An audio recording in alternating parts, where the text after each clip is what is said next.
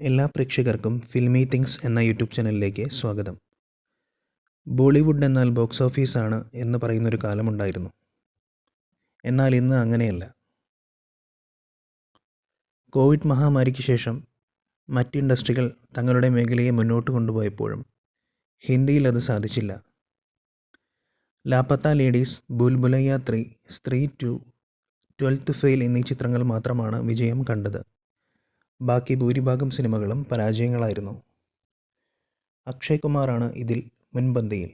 താരത്തിൻ്റെ ഇറങ്ങിയ ചിത്രങ്ങൾ വൻ പരാജയങ്ങളായിരുന്നു.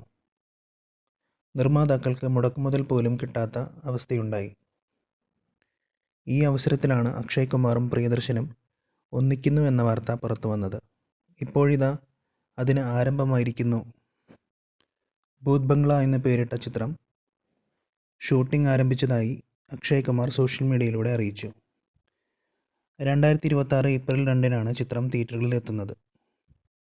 ഒരു കാലത്ത് അക്ഷയ് കുമാറും പ്രിയദർശനും ഒന്നിച്ച സിനിമകൾ വമ്പൻ വിജയങ്ങളായിരുന്നു. ഈ ചിത്രത്തിലൂടെ ഖില്ലാടി അക്ഷയ് കുമാർ തിരിച്ചു വരുമെന്നാണ് ആരാധകർ പ്രതീക്ഷിക്കുന്നത്.